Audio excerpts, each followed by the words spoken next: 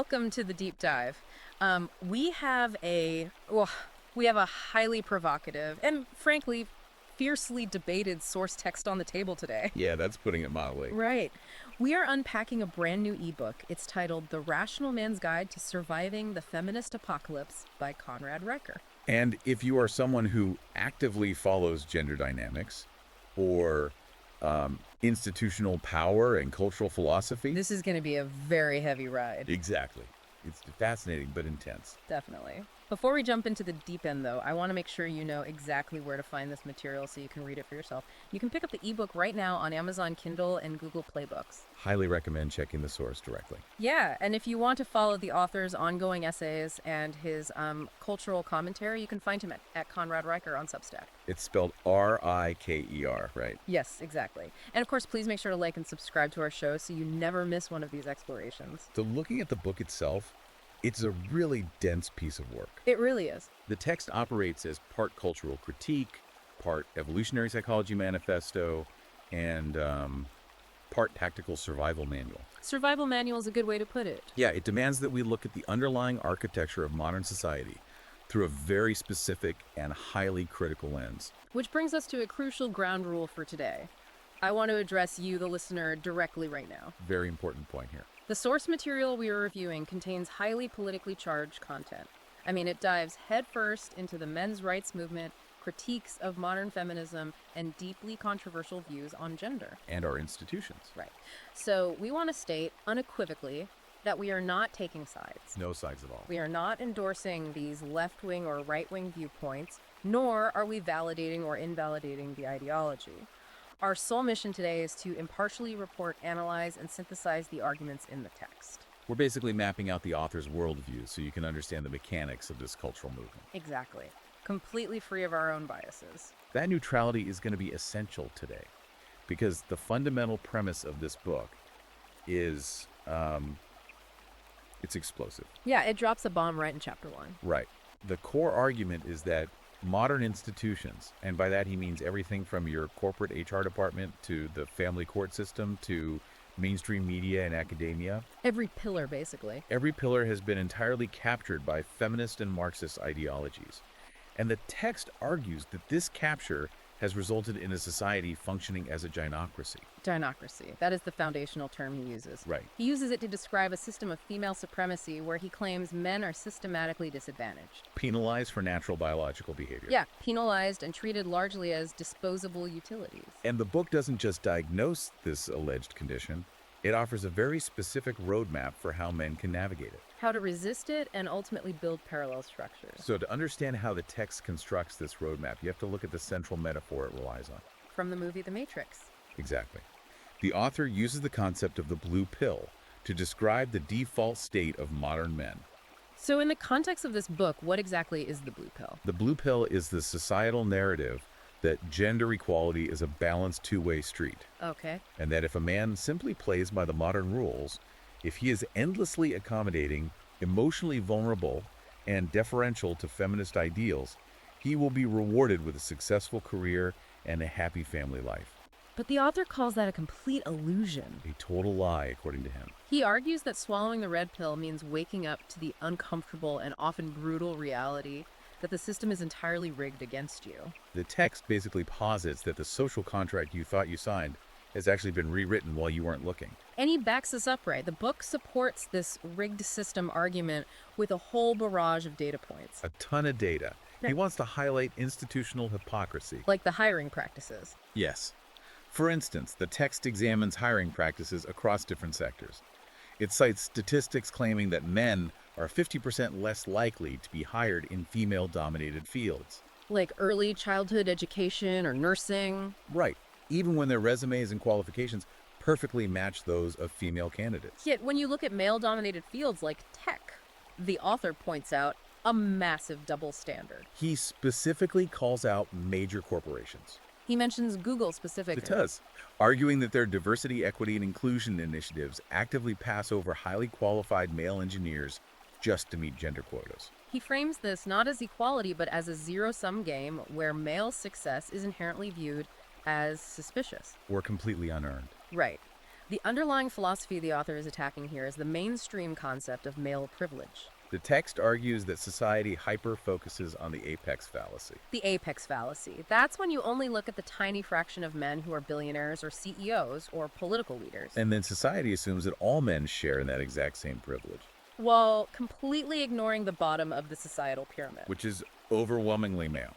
The workplace fatality statistic he brings up is a perfect example of this. It's a staggering number. The book notes that men make up 93% of all workplace fatalities. 93%. When you think about the people doing the most dangerous, grueling, physically destructive jobs, Deep sea, fishing, logging, roofing, sanitation, oil rigging. it is almost entirely men. And the author asks a very pointed question here. How can a demographic that does all the dying to keep society's infrastructure running be simultaneously labeled the privileged oppressive class? It creates massive cognitive dissonance. Yeah. The book suggests that society suffers from a profound blind spot regarding male disposability. So, when a man falls off a roof and dies, or when men make up the vast majority of the homeless population, it is framed by the culture as an individual failure. He just didn't work hard enough. Exactly. But when women face systemic hurdles, it is framed as an institutional failure requiring massive societal intervention. And this leads right into what the author describes as a psychological trap. The double bind. Yes, a double bind, specifically regarding the modern discourse around toxic masculinity.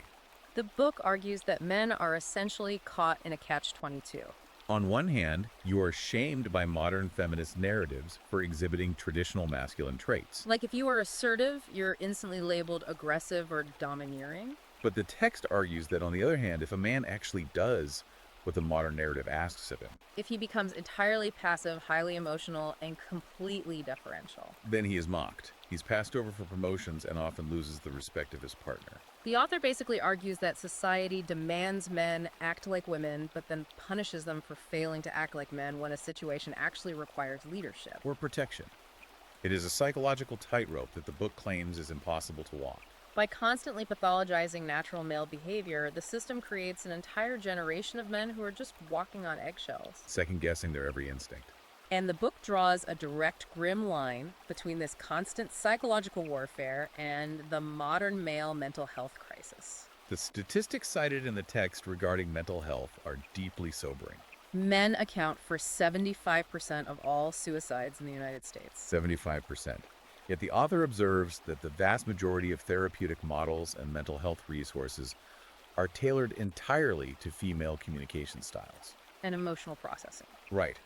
The system that demonizes male stoicism and aggression is the exact same system that implicitly tells men to just man up when they fall through the cracks. So, if you accept the book's premise that this ideological matrix is actively suppressing men, what does the author believe is the underlying truth that society is trying to bury? The text points directly to biology. This is chapter 10, right? Yes, chapter 10 dives extensively into evolutionary psychology. The argument here is that true 50-50 blank slate equality between the genders is a biological impossibility. Because men and women have evolved to have fundamentally different psychological and physical drives. The evolutionary psychology framework is really central to understanding the author's entire worldview here. He posits that hundreds of thousands of years of human evolution, specifically in the hunter-gatherer environment, hardwired men for specific functions. The men who survived and passed on their genes were the ones who took immense physical risks to hunt. Who developed complex spatial and strategic thinking to track prey and defend territory. And who exhibited a natural drive for dominance and hierarchy to maintain order within the tribe. And the book's core contention is that modern corporate and cultural institutions are trying to socially engineer those ancient hardwired traits out of existence. But the author argues that a biological imperative doesn't just evaporate because a modern HR department updates its code of conduct. Exactly. You still have the hardware of a mammoth hunter, but you're being asked to sit in a cubicle and pretend you don't have a natural drive for competition. A text asserts that testosterone naturally drives men toward goal-oriented behavior, risk-taking, and problem-solving. So when those innate drives are pathologized, Like when a boy's natural rambunctiousness in elementary school is heavily medicated. or a man's competitive edge in the workplace is labeled toxic. It creates a profound sense of alienation. To ground this in reality, the author points to figures who embody these unapologetic, raw male traits. He uses them as biological archetypes. Right. He looks at Bear Grylls surviving in completely hostile environments, relying on pure spatial awareness and adaptability. He points to David Goggins, a guy who pushes the human body past the absolute brink of physiological failure. Demonstrating an extreme version of male grit and endurance. And he brings up Marcus Luttrell, the Navy SEAL, as the ultimate modern-day expression of the male instinct to protect the tribe at all costs. The author uses these examples to demonstrate that these aren't just entertaining stories we watch on television. They are the purest expressions of the male biological imperative. And because he grounds his worldview in this evolutionary reality, the author does something highly controversial in modern discourse. He mounts a full-throated, unapologetic defense of the patriarchy. That is a massive paradigm shift within the context of the book. In almost all mainstream media and academic settings today, the word patriarchy is used strictly as a pejorative. It is defined as an oppressive, unjust system designed specifically to subjugate women. But this text completely flips the script. It does. The author strips away the moralizing language and looks at patriarchy through a functional historical lens. He argues that patriarchal structures, and he cites the architecture of ancient Rome, the expansion of the British Empire, and the foundational era of the United States. He says those were the most successful, stable, and prosperous systems in human history precisely because they aligned with our evolutionary biology. The book argues that these societies worked because the social contract was crystal clear. It gave men an undesirable vital purpose. The deal was essentially this: men are expected to do the dying, the building, the protecting, and the providing. And in exchange for taking on the ultimate physical and financial burdens of society, men were granted authority, respect, and leadership within the family and the state. The author posits that this specific incentive structure is what drove men to take the massive civilization-building risks required to forge the modern world. It incentivized the exploration of new continents, the drive for scientific discovery, and the building of vast infrastructure. Without that clear roadmap and without the respect that historically accompanied the burden of provision, the text argues that men are left entirely rudderless. And the book ties this lack of purpose directly back to those suicide and depression rates we talked about. If you take away a man's biological historical mandate to lead and protect, and you tell him from a young age that his natural instincts are inherently toxic, the text argues that the logical outcome is the epidemic of anxiety, depression, and just checking out that we see in young men today. So this ideological clash between biological reality as the author sees it and the social constructivism of modern institutions isn't just theoretical. No, it plays out in the real world. And the book argues that it plays out most violently in the legal system. Which brings us to what the text considers the most dangerous, actively hostile environment for a modern man. The family court system. The language the author uses in chapters 7 and 21 is incredibly stark. He refers to the institution of modern marriage as a plantation. And describes the divorce industry as a $28 billion a year trap. The core argument here is that family courts function as the ultimate enforcement arm of the gynocracy, operating on an implicit presumption that men are guilty disposable and essentially exist only as walking ATMs. The critique focuses heavily on the advent of no-fault divorce laws. Historically, the author points out, marriage was a legally binding contract that required a demonstration of fault-like infidelity or abuse to dissolve. But the text argues that by removing the concept of fault, the legal system inadvertently created a massive financial incentive for the dissolution of families, which heavily disproportionately benefits women who initiate the majority of divorces. To illustrate exactly how this machinery works, the book details the story of a man he calls John. John is presented as an archetypal, hardworking guy. An engineer who married his college sweetheart, worked 60-hour weeks to provide a comfortable suburban life, and was entirely dedicated to his 2 kids. After 12 years seemingly out of nowhere, his wife files for a no-fault divorce, simply stating she is unfulfilled. According to the case study in the text, despite John having committed no infidelity or abuse, and despite his ex-wife choosing not to work during the marriage to pursue hobbies, the court system completely dismantles his life. The book details how John is ordered to surrender 60% of his accumulated assets, loses primary custody of his children, and is saddled with a $3,000 a month alimony payment. And the author uses John's story to highlight the sheer absurdity of modern alimony. He points out that alimony was originally conceived in an era where women were largely barred from the workforce and needed financial protection if a marriage dissolved.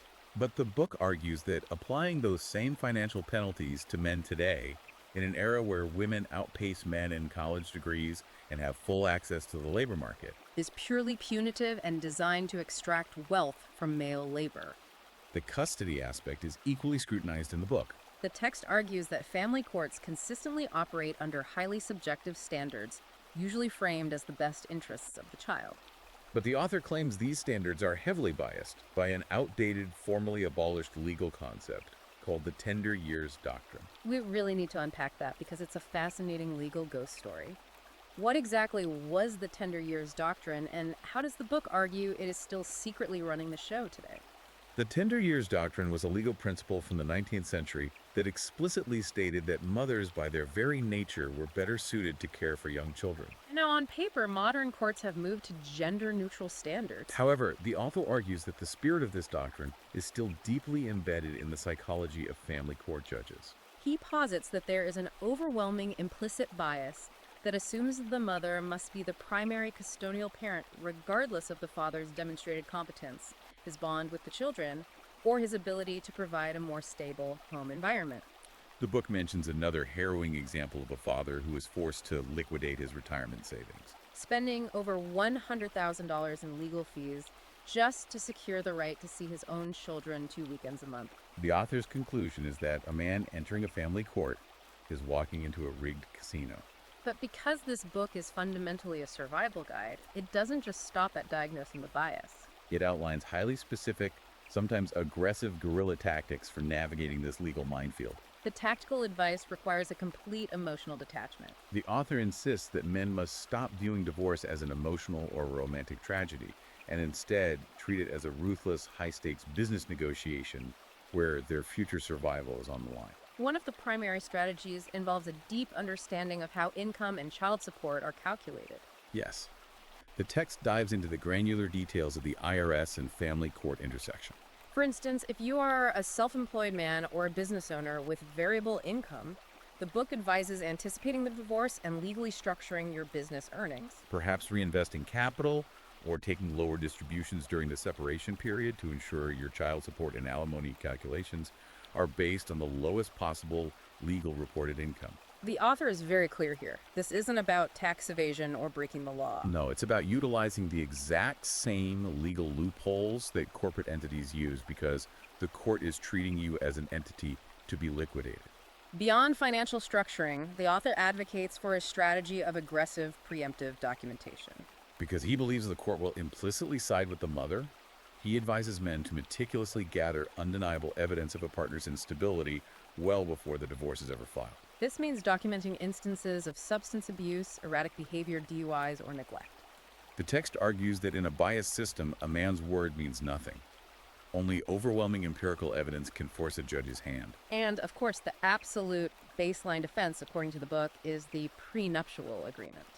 The author argues that getting legally married without a prenup in the modern era is the equivalent of playing Russian roulette with your entire financial future. Furthermore, he even suggests cohabitation agreements for men who aren't married but live with a partner, warning about the dangers of common law marriage traps. But the text also zooms out to look at the macro level result of this highly adversarial legal environment. The author identifies a massive demographic shift that he terms the marriage strike.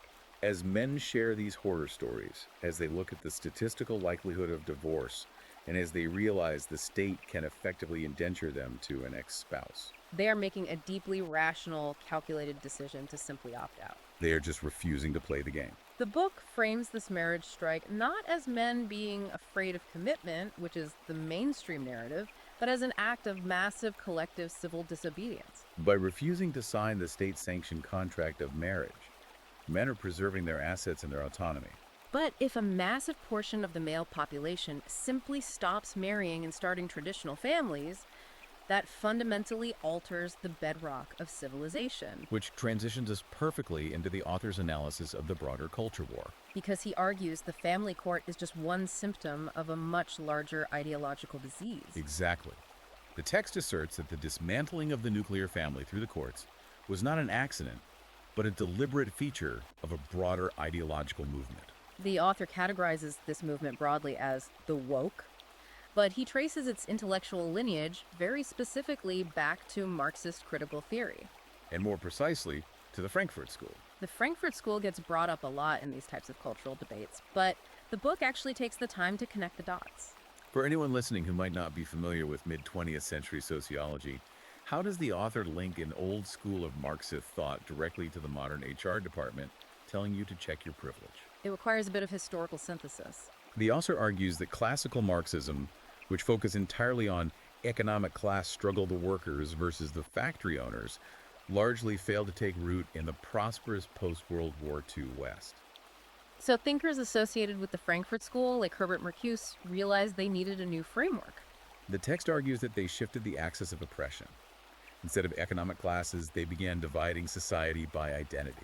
Race, gender, and sexual orientation. They took the Marxist framework of oppressor versus oppressed and applied it to culture. And the book argues that in this new ideological matrix, the traditional heterosexual provider male was systematically designated as the ultimate default oppressor. The author claims this ideology's explicit goal is to deconstruct traditional Western pillars. The nuclear family objective meritocracy and traditional gender roles. And to prove how deeply this specific ideology has captured modern corporate life, the text relies heavily on the case study of James Damore and the Google memo. This incident is presented as the perfect microcosm of the modern culture war. Let's walk through that because it perfectly illustrates the biological argument clashing with the institutional argument. James Damore was a software engineer at Google.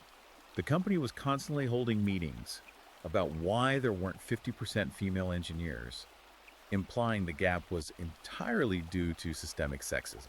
Damore wrote an internal memo, which was heavily sourced with peer-reviewed psychological data, suggesting that part of the disparity might not be sexism, but rather those evolutionary biological differences we talked about earlier.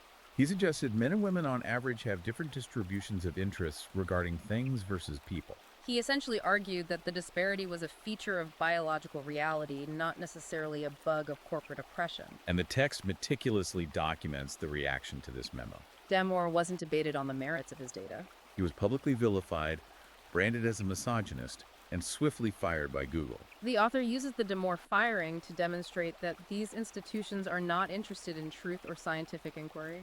He argues they are entirely captured by an ideological orthodoxy, and they enforce that conformity through the absolute destruction of a person's livelihood. The book points to this as proof of the woke mob functioning as an ideological immune system crushing any dissent. The author then turns his analytical lens to the mainstream media, arguing that the press serves as the primary propaganda arm for this gynocratic system. The text argues that the media relentlessly amplifies any narrative that frames women as victims and men as perpetrators, while completely ignoring data that contradicts that worldview. He brings up the Me Too movement as a prime example. The book acknowledges that while the movement may have started with legitimate intentions to expose actual predators, it rapidly devolved into a cultural witch hunt completely devoid of due process. The author points to the media circuses surrounding the confirmation hearings of Brett Kavanaugh and the cancellation of comedian Aziz Ansari. He argues that in both cases, the media acted as judge, jury, and executioner, destroying men's reputations based on unproven, deeply flawed, or entirely subjective allegations.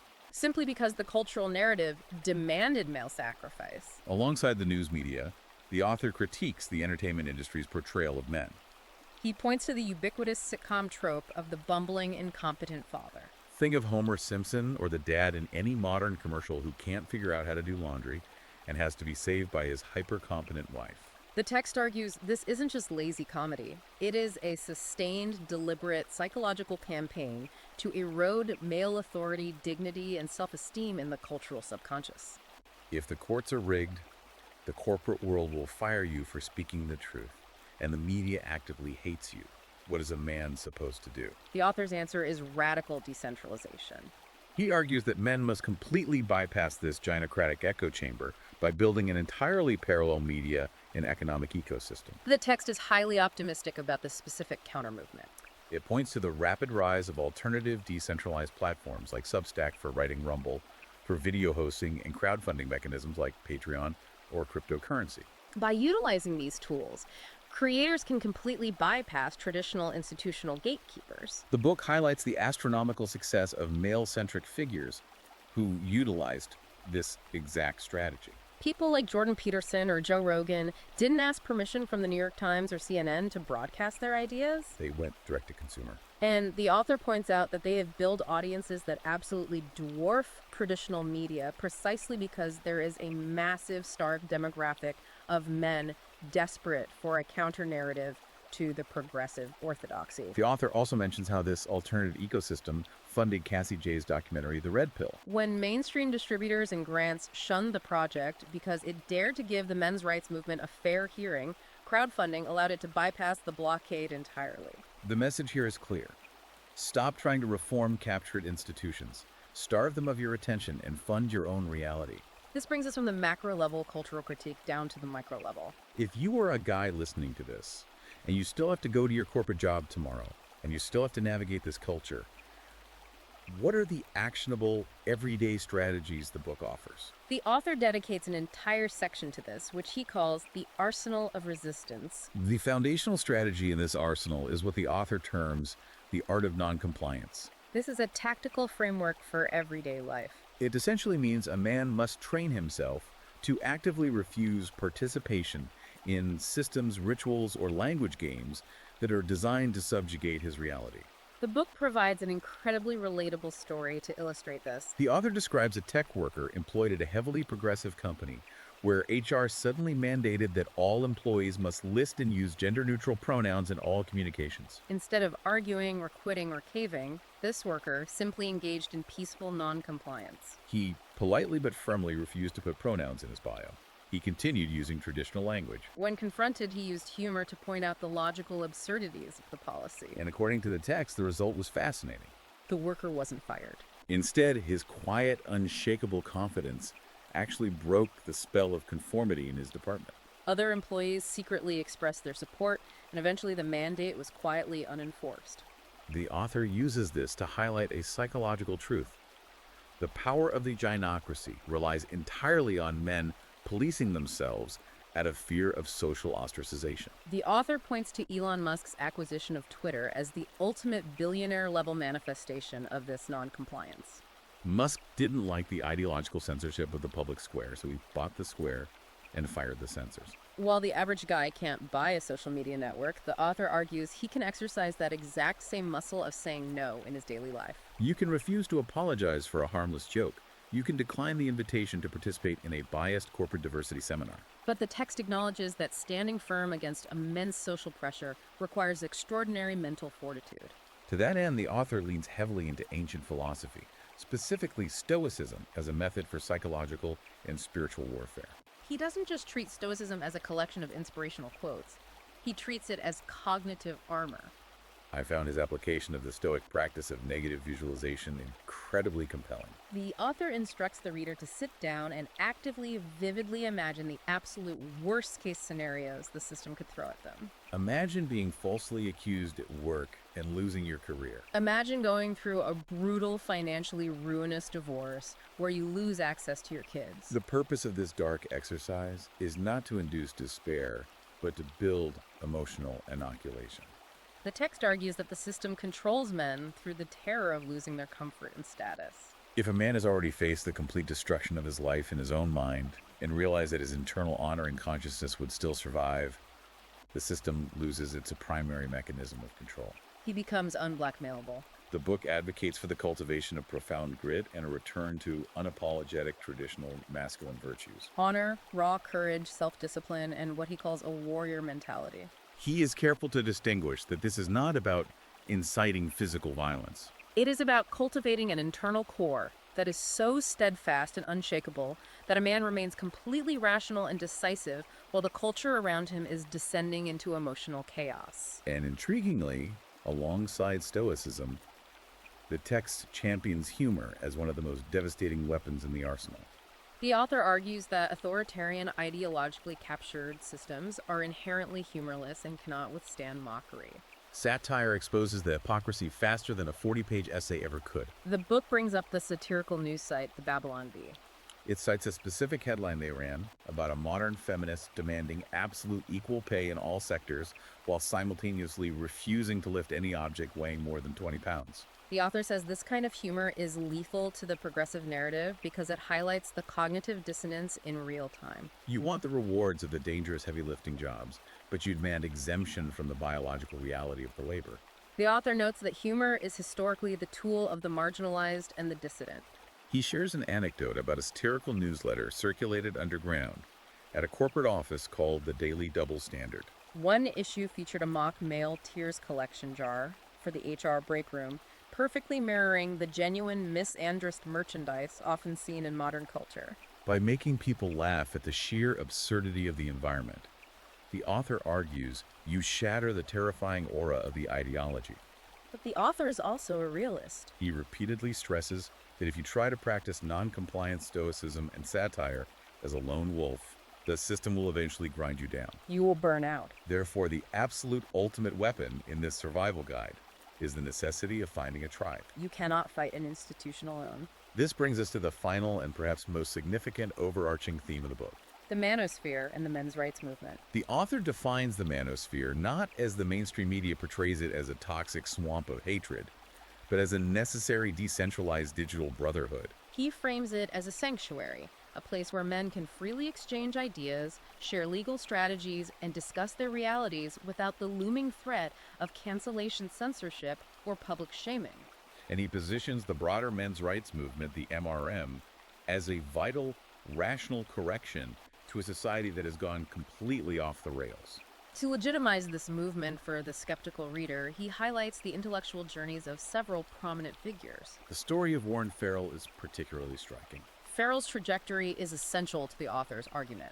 Warren Farrell was not a conservative traditionalist. He was an ardent feminist. He served on the board of directors for the National Organization for Women in New York. But the text details how through his work, Farrell began to observe glaring systemic biases against men, particularly regarding child custody suicide rates and the education gap. When Farrell tried to bring these issues up within the feminist framework, he was ostracized. This led him to completely shift his worldview, eventually writing The Myth of Male Power, which the author considers a foundational sacred text of the modern MRM. The author uses Farrell to prove that acknowledging male disadvantage isn't an act of misogyny. It's an act of objective, empirical observation that even a leading feminist couldn't ignore once he looked at the data. Similarly, the author points back to Cassie Jaye, the filmmaker behind The Red Pill. Jaye started her project as a feminist, seeking to expose what she thought was an underground hate group. But the text emphasizes that by simply sitting down and listening to men articulate their experiences with family courts, workplace death, and male disposability, her own preconceived notions collapsed. The book views this as proof that the MRM's arguments are fundamentally sound and persuasive when they aren't filtered through a hostile media lens. The book also goes out of its way to outline the tangible, real-world victories of the MRM. This isn't just an online debate club. He points to organizations like the National Coalition for Men, the NCFM. These guys are out there actively filing lawsuits and lobbying state legislatures for default shared parenting laws to combat the family court bias we discussed. They have even legally challenged the constitutionality of the male-only military selective service, arguing that true equality means equal obligation to the draft. The underlying philosophical shift the author is demanding here is a move away from what he calls toxic individualism. For generations, the societal message to men has been to pull themselves up by their bootstraps, never ask for help, and suffer in silence. The text argues that in an environment where the state and institutions are actively collaborating against male interests, adhering to rugged individualism is a tactical death sentence. He argues for a pivot to reciprocal altruism. Men must actively, intentionally help other men.